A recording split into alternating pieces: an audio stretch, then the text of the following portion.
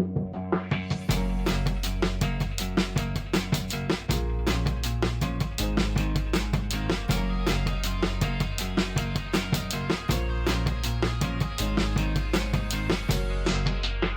everyone, welcome back to episode 27 of He Said, She Said. I'm your host, Sierra. And I'm Eric. And this week we're going to be talking a little bit about a couple movies that we watched and if we think it's something that could happen in our lifetime or not. Yeah, this will be interesting. Yep. So before we get started, we wanted to give a quick shout out to another Earthly product. It's the Immune Aid Vitamin C Powder. Winter is here. Winter is coming. Yep.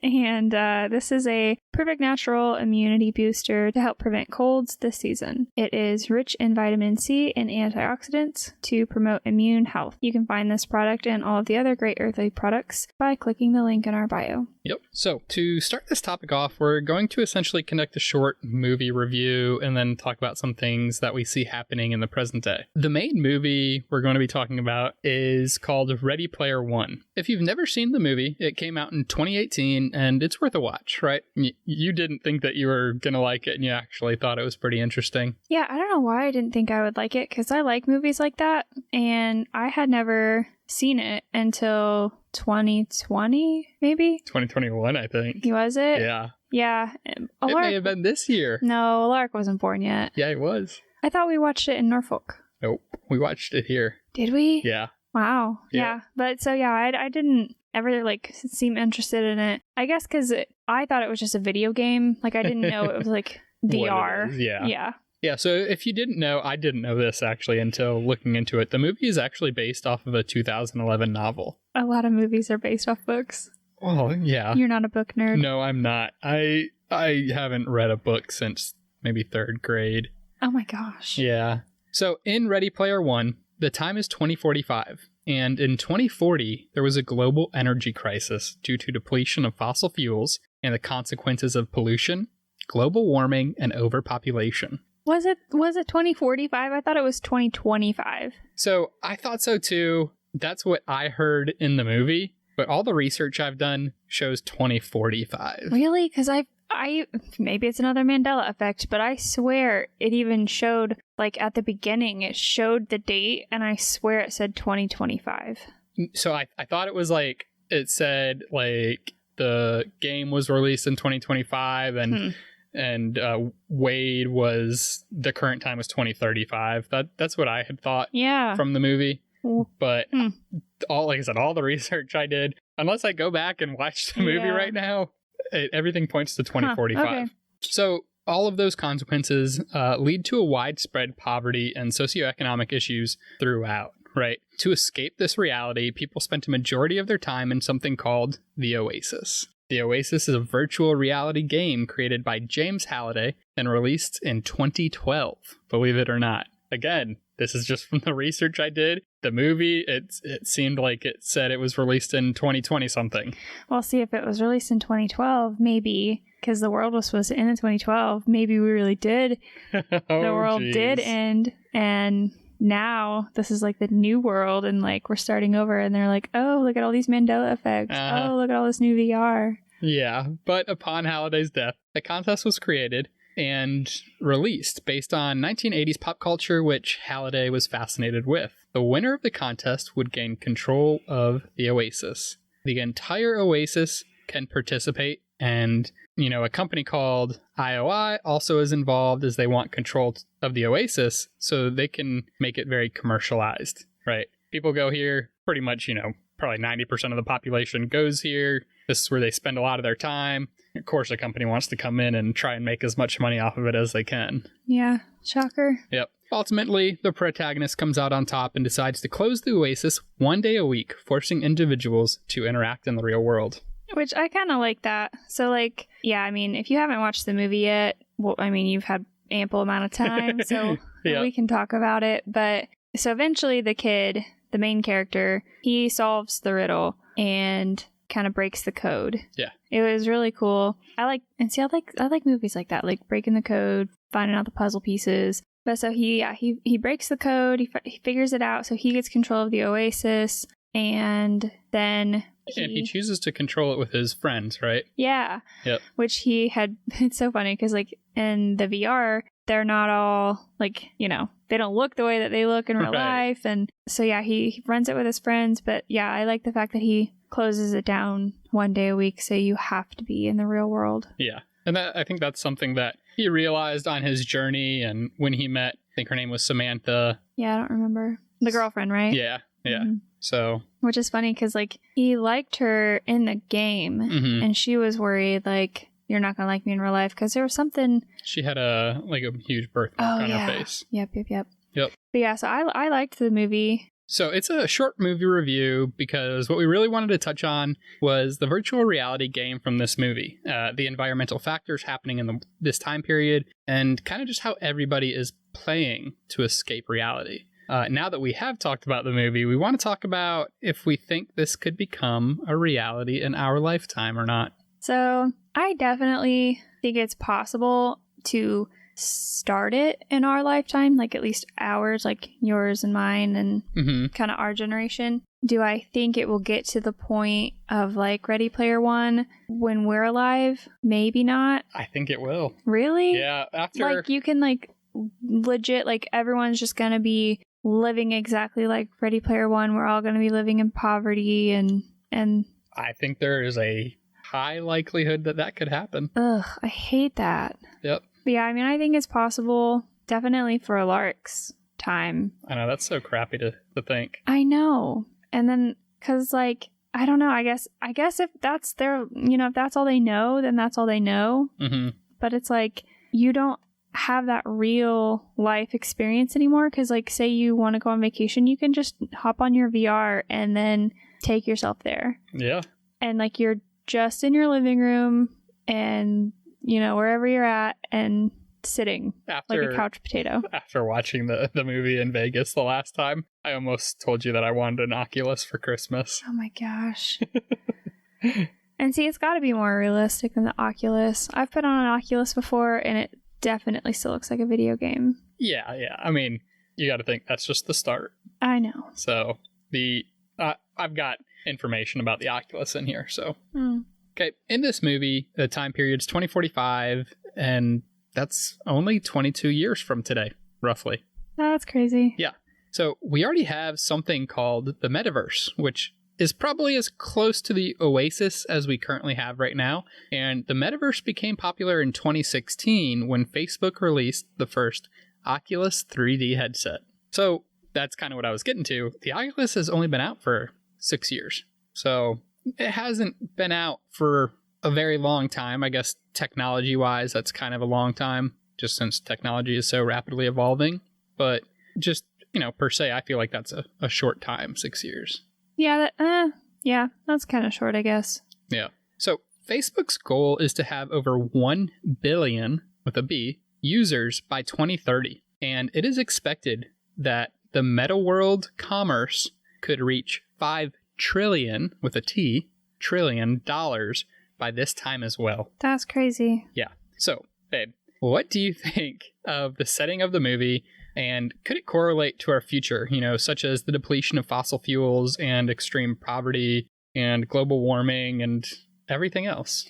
So, I don't know. I mean, I have some theories. I kind of feel, like I said in previous episodes, like, I feel like the people that kind of like run the world, you know? Yeah. I feel like they already know where everything's going. It's like a circle. Like, I kind of feel like they know it's coming next, and they know how to fix that, and then they know how to fix that. So it's like, I feel like they already know what's coming, and they already have the plan and stuff. So just a complete spitball theory, like, what if they say, oh yeah, all of our fossil fuels are gone? You know, we have to live this certain way because of global warming. It's so terrible. Like, you're not allowed to drive anymore. And then kind of like, I forget how we were referencing it, but it might have been a movie, but kind of like people don't work anymore and you have like this level of like status.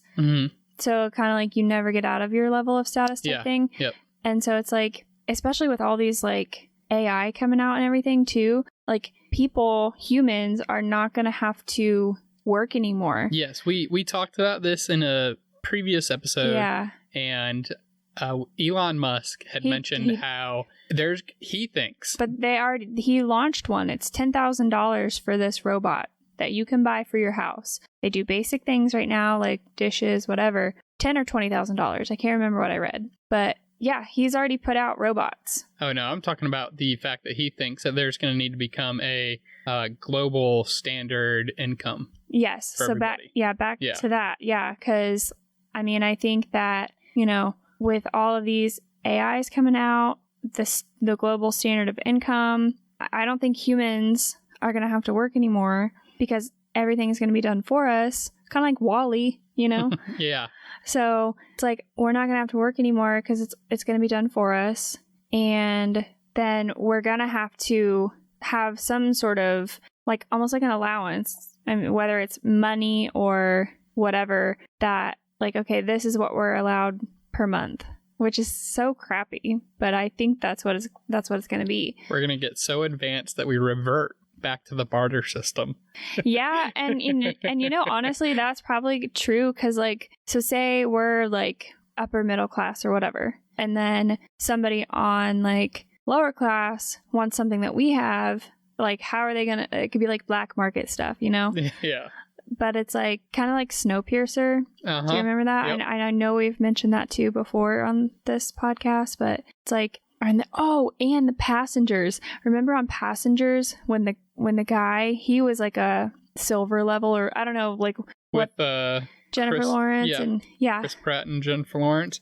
So yeah, he was an engineer. Yeah, but he was on the middle level, so he only got one certain thing for breakfast every single day, never changed. Yeah. And then she was top tier, and so she could get whatever she wanted, and she's how long have you been eating that? And he's like 9 months or whatever he was doing. And it was the same thing. Yeah. So I kind of feel that's how it's gonna go. And then we'll have the metaverse, or whatever they want to call it at that point, to kind of go and live our own pretend lives and pretend everything's better, but then we come back to actual reality, and then we get our rations, and because I really think that we're eventually not going to have to work, but somehow we're going to have to live. Yeah. So, and I mean, this all kind of comes into play with overpopulation. So, currently there's over 8 billion people worldwide now. It's expected to reach 8.6 billion by 2030 and 9.2 billion by 2040. But, what's the definition of overpopulation? Is there a number that says, when we hit this number, we're overpopulated? And there's not. Okay. There's no dedicated number to determine overpopulation. It's just that it occurs when resources cannot keep up with population, and this may be more subject to certain countries rather than the world as a whole. Yeah, and especially because here in America, I feel a lot of people our age or even younger, because believe it or not, there are people younger than us that are like getting married and having kids. Yeah, not many, but there are. Yeah, and that's what I'm saying. It's like our age people that are younger than us, like it's less and less that are actually like having kids and having sometimes even like just one kid, like us. Like we're only gonna have one kid. Yep. And it's like, you know, people are realizing that it's hard. So I don't know. I kind of wonder if like just America is like that, because like how everything is here, and because I just can't see that we are going to be overpopulated or that many people, because there is such a decline in people and the amount of people that are having kids. Yeah, I definitely think that the era of the boomers was like one of our, you know, highest bursts of population growth. And we kept on a steady pace since then. But then once we got to where millennials could have kids, I feel like we've plateaued or maybe even declined a little bit on our birth rates. Yeah. Population even. Yeah, because not only poverty problems, you know, mental health problems, big factor. Yeah, I think millennials is probably the first generation where like mental health, they've started to prioritize it. Oh yeah, definitely. What's next? Gen Z. Gen Z, yeah. Gen Z for sure, but I think millennials was probably like one of the primary ones to kind of we're like screw this, prioritize our mental health. Yeah, especially like I can't say all millennials, because like your parents are good and they're like, you know, treated you guys good. Yeah. So it's like, you know, a lot of the millennials, it's like our parents were bad, you know? Like, they just didn't care. Like, there's always that joke, it's like, wow, I think I have depression. No, you don't. Like, yeah. It's like, I remember my mom, like, I think I was like high school, maybe before. I was just like so stressed out all the time. And she'd be like, well, if you're stressed out now, you just wait. It's like, thanks, Mom. Like, yeah. So, and it's funny too, because I think I was listening to Joe Rogan or something, and he talked about how it's like, say our parents, for instance, you know, when they introduce the kids, they're like, oh, this is Jenny, you know, she's so-and-so. This is Jack. He's a little fucked up. It's like, that was just their reasoning. And now it's like, yeah, you know, this is Joe, and, you know, he has ADHD and he's in therapy. Yeah. So, like now, we're accepting of it. Yeah. And I remember talking with you. It's like, dang, if my parents would have freaking helped me, like, one, I had undiagnosed ADHD. So you were what, 20? I was 21, I think, when I finally got diagnosed. And it's like, no freaking wonder I was so stressed out. Like, you see it. And I've said it before too. It's like, I don't say the words lightly. Like, I've been in therapy, I've been diagnosed. Like, even just my OCD, like, that would have helped so much. My OCD and anxiety, like, golly, it's been very relaxing having you like up in bed the last 2 weeks. Jeez.